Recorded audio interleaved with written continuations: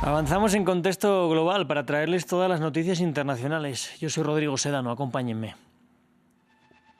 En Brasil al menos 64 muertos deja la operación policial más letal en la historia de Río de Janeiro.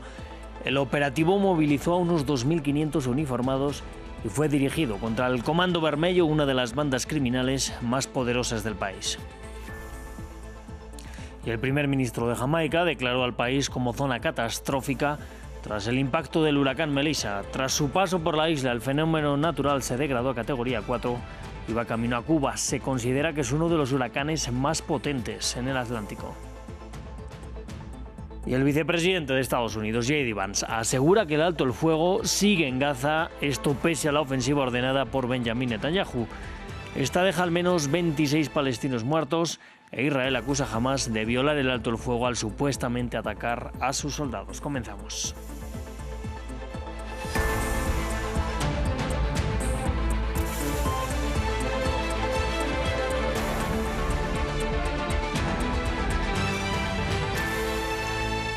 Vamos a comenzar en Río de Janeiro porque se ha convertido la ciudad en un escenario de guerra.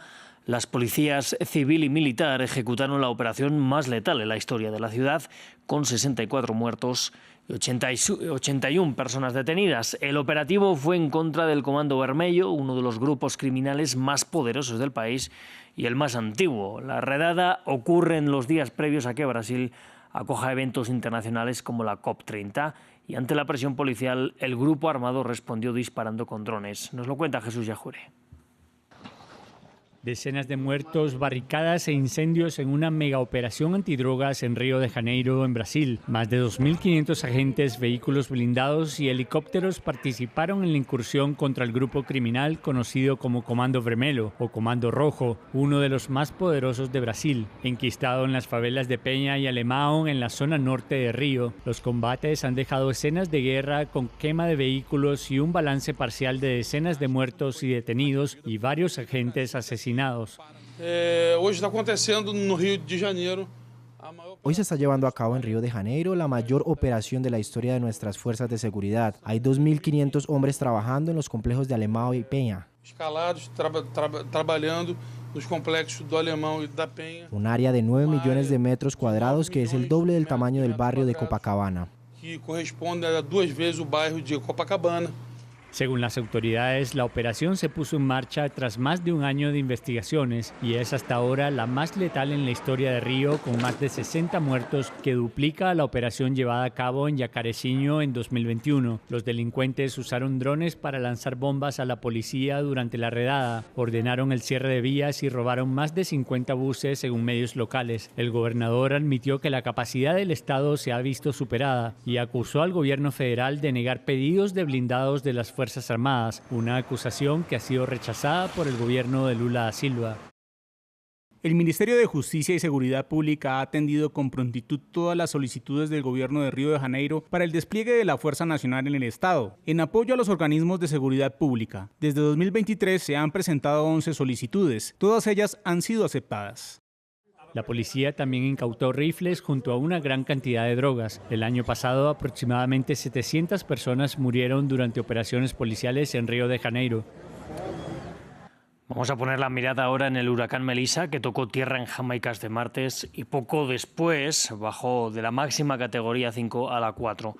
Eso significa que tiene vientos de hasta 230 kilómetros por hora y sigue siendo extremadamente peligroso, así lo calificó el Centro Nacional de Huracanes de Estados Unidos.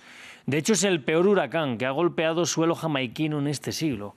Se espera ahora que llegue al sureste de Cuba entre esta noche y la próxima madrugada. Luego pasará también a Bahamas, ya avanzado el miércoles, y a Bermudas el jueves por la noche. Aquí les contamos todo lo que ha pasado. El gobierno jamaiquino declaró a la isla zona catastrófica tras el paso del huracán Melissa. Árboles caídos y calles que parecen ríos.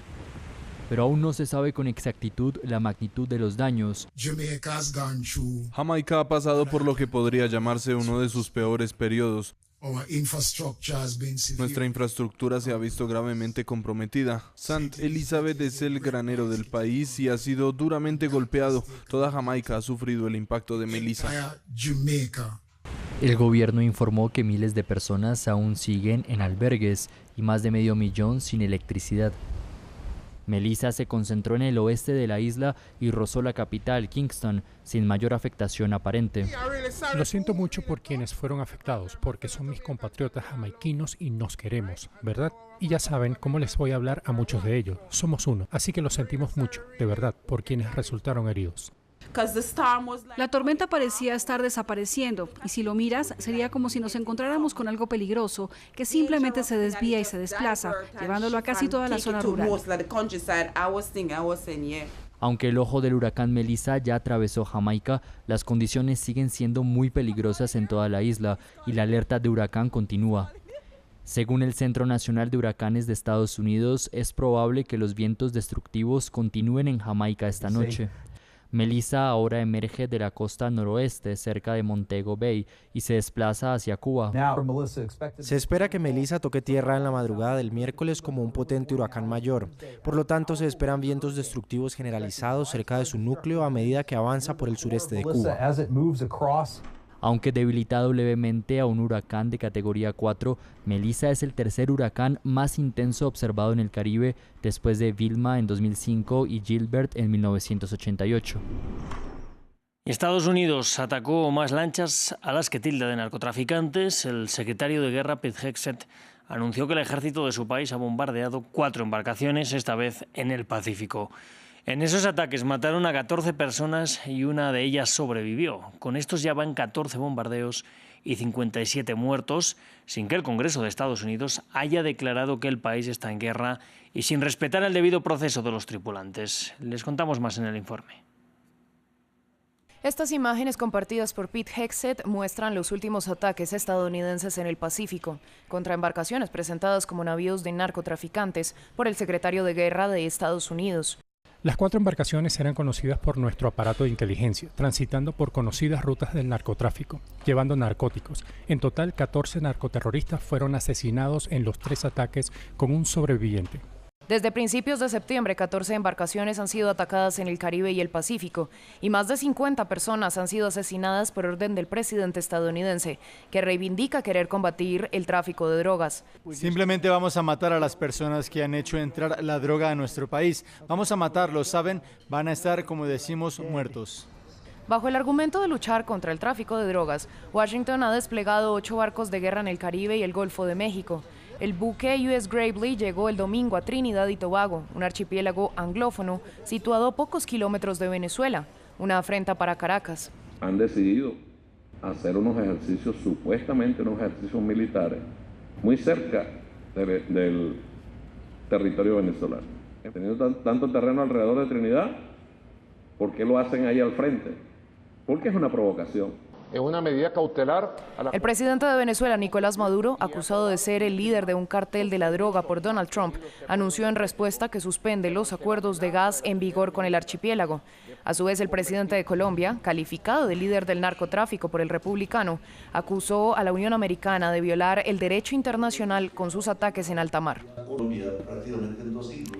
Y luego del más reciente ataque en el Pacífico, el presidente colombiano Gustavo Petro ha protestado una vez más por estos bombardeos. Durante una visita oficial a Arabia Saudita, el mandatario ha aseverado que Estados Unidos le acusa de narcotráfico para justificar su verdadera intención, que es realizar una invasión en la región. También dijo que los estadounidenses deberían preocuparse más por el fentanilo que por la cocaína, pues es más letal. Escuchemos. No hay necesidad de tirar misiles, es absolutamente ineficaz. Y no parece estar dirigida esa acción realmente a incautar cocaína, sino a una invasión, que también es absurdamente ilegal. Y tiene más como objetivo el petróleo que defender a la sociedad norteamericana de drogas ilícitas. Y las repercusiones de los movimientos y bombardeos de Estados Unidos en aguas del Caribe siguen también en Venezuela. Este martes la Asamblea Nacional ha aprobado declarar persona non grata a la primera ministra de Trinidad y Tobago, Kamla Persad-Bissessar. La acusan de tomar una postura guerrerista por permitir que Estados Unidos lleve a cabo ejercicios militares en la isla. Enmarcan la decisión en su denuncia de una agresión contra la soberanía, la paz y la autodeterminación del pueblo venezolano. Vamos hasta la Franja de Gaza. Allí Israel ha matado al menos a 26 palestinos en la renovada ofensiva ordenada por Benjamin Netanyahu. Pese a ello, el vicepresidente de Estados Unidos, J.D. Vance, asegura que la tregua sigue adelante. El gobierno israelí acusa a Hamás de atacar supuestamente a sus soldados en el sur del enclave y de romper de ese modo la tregua. El grupo islamista, por su parte, ha negado que tuviera conexión con los hechos de Rafah y anunció que el plazo de entrega del cuerpo del otro rehén prevista para este martes se va todavía a demorar. Valentina Torres Sánchez nos amplía. Los bombardeos volvieron a iluminar la noche en la Franja de Gaza. Benjamin Netanyahu volvió a poner a prueba el alto el fuego. Tras consultas de seguridad, el primer ministro Netanyahu ordenó al ejército llevar a cabo ataques contundentes en la Franja de Gaza de inmediato. La oficina del primer ministro no aclaró a qué se debió la autorización, pero más temprano denunciaron que Hamás había disparado contra soldados en Rafah. No obstante, el grupo islamista negó los señalamientos y se declaró comprometido con el acuerdo logrado. Hamás se había comprometido a entregar el cuerpo de otro rehén a Israel este martes, pero aplazó la operación por los ataques israelíes. Esto luego de que Israel denunciara que los restos recibidos el lunes pertenecían a Ofir Sarfati, un rehén cuyo cuerpo fue rescatado parcialmente por el ejército israelí a finales de 2023. Las fuerzas de defensa de Israel rescataron su cuerpo de Gaza en noviembre de 2023 y posteriormente fue enterrado por su familia en Israel. Puedo confirmar que Hamás cavó un hoyo en la tierra, puso restos parciales de Ofir adentro, los cubrió con tierra y los entregó a la Cruz Roja. El ejército captó la secuencia entera con un dron militar. El gobierno de Tel Aviv advirtió de serias repercusiones contra Hamás. De otra parte, y en medio de toda la tensión, continuó la búsqueda de los cuerpos de secuestrados que aún están desaparecidos y las brigadas Al-Qassam, el brazo armado de Hamás, anunciaron la recuperación de los restos de otro rehén en Han Yunis. Vamos a hablar ahora de África, hasta la región del Sahel. Nos vamos en concreto. Allí los yihadistas operan en la actualidad en un área 2 veces mayor que la de España.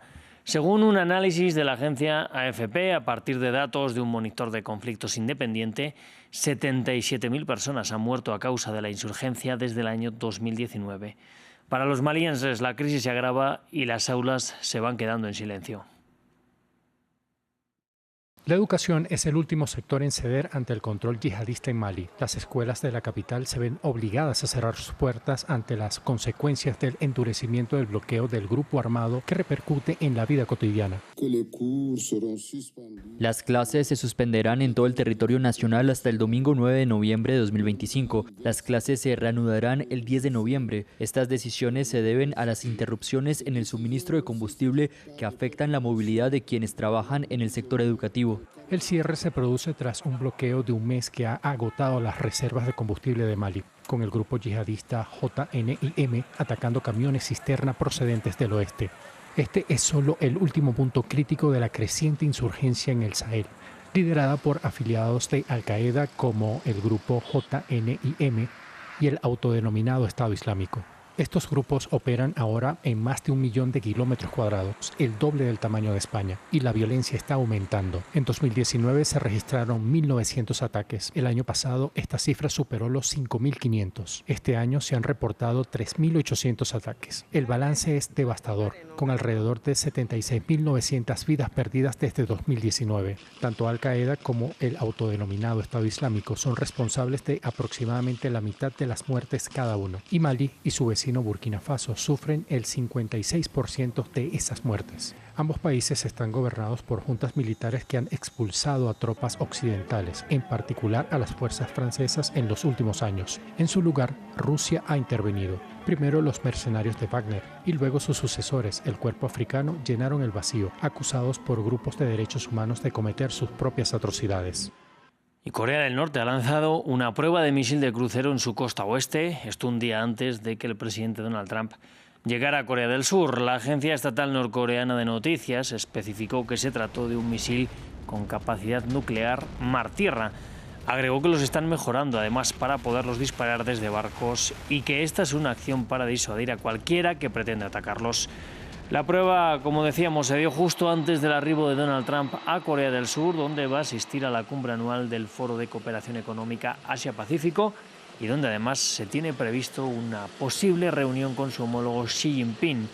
Tratarán diferentes temas bilaterales, entre los que se encuentra la guerra comercial que sostienen actualmente China y Estados Unidos. Así nos vamos a despedir. Yo les invito a que sigan aquí con nosotros en France 24, que en unos minutos volvemos con mucho más. Gracias por elegirnos.